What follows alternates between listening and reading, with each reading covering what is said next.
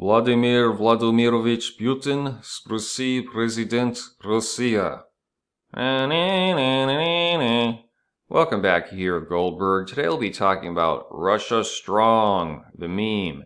You may have seen that comic from back in the day with the old Russian dude in Siberia freezing in his hovel, and he's reading the newspaper going, "Lies! Russia is powerful!" Which we would mock such behavior. But it's actually quite essential. Russian identity has been a problem, or a strength, depending on how you interpret it, for centuries. Fyodor Tyutchev, who was a poet, he said, "Russia cannot be known by the mind, nor measured by the common mile. Her status is unique without kind. Russia can only be believed in." And obviously, your typical liberal Western person doesn't get it. They're going to say, it's about facts and figures and freedom and GDP and economic growth. But for Russia, very different. This is what I talked about in the book, Socialism of the Right, the relevance of myth as almost a spiritual commitment. You will die for something. And in many cases, myth can supersede what perhaps the bean counter would say is, this is the manner in which we should run the country or the state. So I'm going to try to cover different aspects of it as far as at least Russia's role today.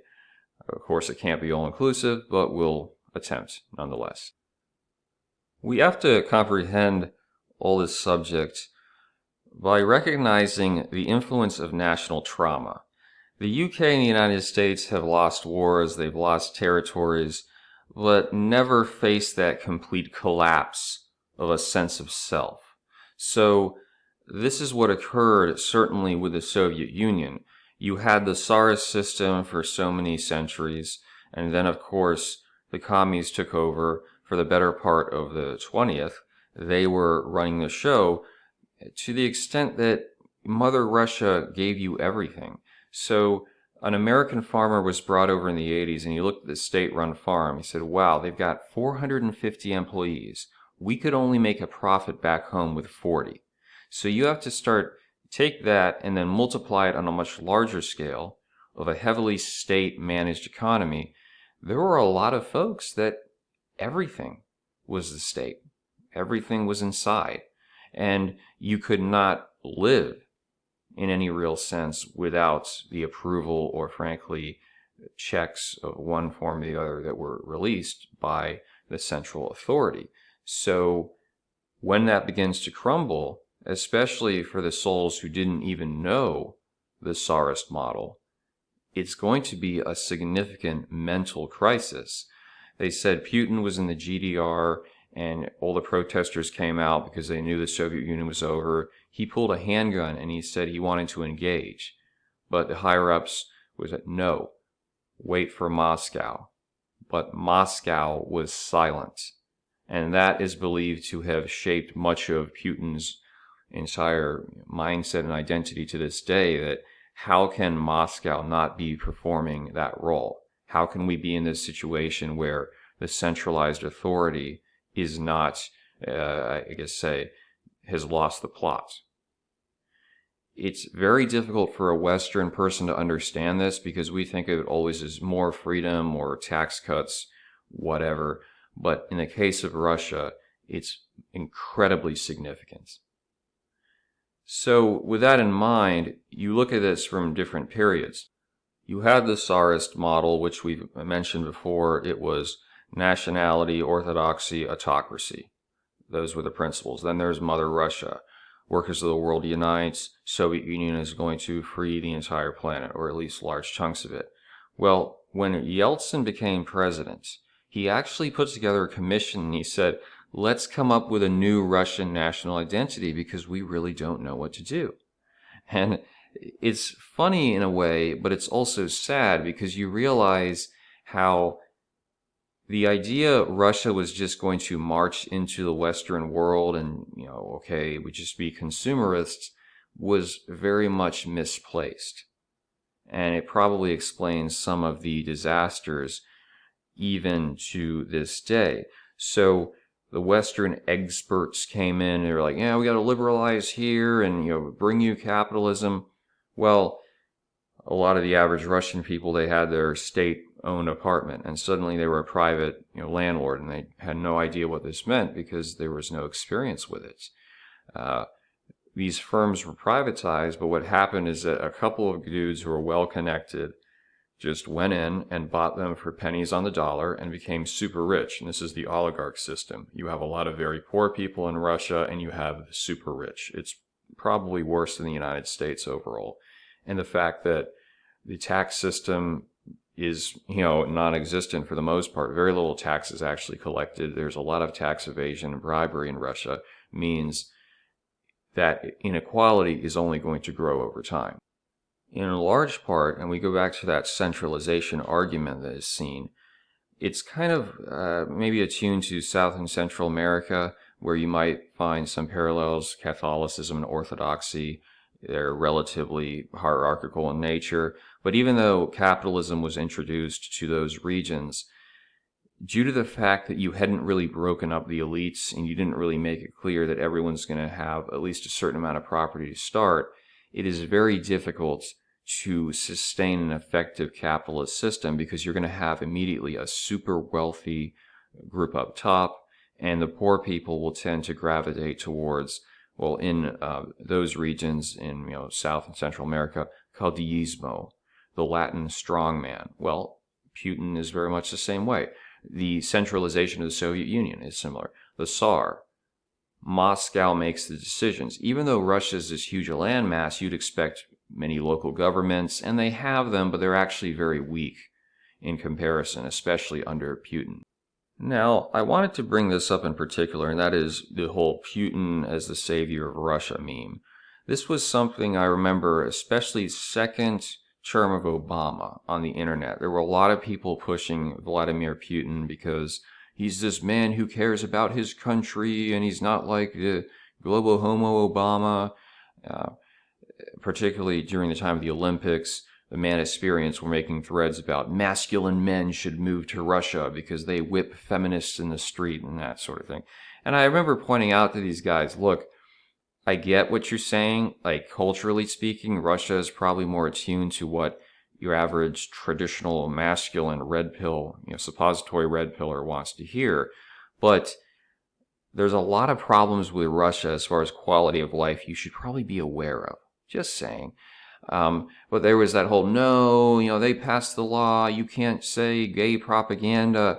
So there is a lot of that culturally nationalistic stuff, which I think is used to cover up problems. Just like American exceptionalism, American greatness is sometimes used to cover up our own issues that we don't want to deal with because they're too difficult, or they require you to tell some industry to basically screw off.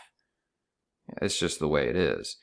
But I like this picture because it shows, again, Putin, I think he's 5'7", and some might argue also a chin cell. It's just some relevant or pertinent information. Now, if you talk to a Putin shill, they will say, Putin took care of the oligarchs. He was fighting for the people. Well, that's questionable. So you have NTV, which was a private network led by Guzinski, and he was making fun of Putin, and Putin didn't like that. So what Putin did is he took control through the state of most private television. Now, if you are more on the socialist side, you say that's excellent, but it also meant that the TV couldn't say bad things about him. And he pretty much controls media in Russia, or at least overwhelmingly so. And you've got the oligarchs. So there are people like Khodorkovsky, who he was worth $15 billion, this big gas magnate. He said, hey, we need to start liberalizing a bit. There are problems in Russia. Well, Putin basically put him in prison, then ran him out of town, and his net worth went from $15 billion down to $500 million. So a lot of that wealth was taken over by the state, or other private people were allowed to grab it. Once more, if you believe that the state is looking out for the common man and Putin is your guy, you're correct. Whether we can really say Putin has done that great of a job, it's a little bit more up for debate. Obviously, alcoholism is a big thing. It's been getting a little bit better in recent years, but still a scourge. The Tsars had tried to regulate it. The commies tried to ban it. It remains a problem, and it contributes to significant issues. So they say estimated 25% of Russian men die by the age of 55, either because of alcohol or drugs. And there was a lot of heroin problem, people sharing needles, spike in HIV. The government's response, which entailed blocking international grants or organizations that wanted to help, or just pretending it's not there. Like I said, you can't spread gay propaganda. Oh, we're going to ban gay marriage. Okay, let's say you want to do that for cultural reasons, but you have to be serious about a disease, because if you have this "it doesn't exist" attitude, which is a lot of Russian authorities, leaders, whatever, that's how they act, not helpful. Add to that the fact the Russian healthcare system, despite being free healthcare supposedly, is full of bribery, and many of the health standards are not up to snuff. In fact, there were cases of people having to pay out of pocket for like plastic gloves, sanitation equipment, because the state isn't actually putting money where it needs to go. This is a very significant problem. Just because something is free or allegedly free doesn't mean it's actually good quality. With the military, Putin has put a lot into it, not surprisingly. It's worth noting they supposedly have more advanced icebreakers than most any other country in the world, and that is viewed to be a potential advantage if you still have the changing global temperatures, because they will have an easier time getting through the Arctic Circle, which would massively enhance their economic potential. But as far as the military itself, although numerically and it's strong, it gets a lot of funding, back in I think 2011, the Air Force conscription, they said 40% were either mentally ill or alcoholics addicted to drugs. So it's a very substantial problem affecting particularly young men, middle-aged men, and it's hard to build a society when you have that situation. It's hard to have a strong military on those terms, to be fair. Another significant problem faced by Russia is the low birth rate. I think it's 1.57. That was the recent figure. Actually, not that much lower than the United States, but this has been going on much longer, that Russia's had a hard time, and Putin has made some incentives, but they haven't been particularly effective. It is slipping once more. Why is that a problem? Well, part of it's going to be that a lot of dudes aren't living long enough, or they're not healthy enough to have kids. That's going to be an issue.